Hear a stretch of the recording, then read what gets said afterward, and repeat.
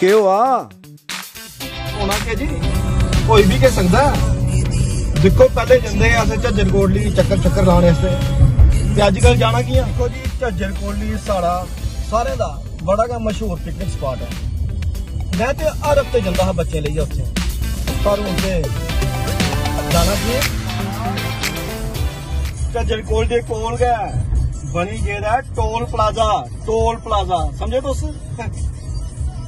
20 kilometre नहीं जाना होंदा ते 140 रुपए देने पौंदे जाने दे ते 70 रुपए देने पौंदे आने दे जेकर फास्टैग हुआ तां, नहीं तो फिर समझ लो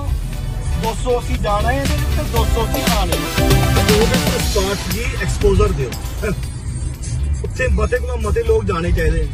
लोकें सैर सपाटा करना चाहिए ते की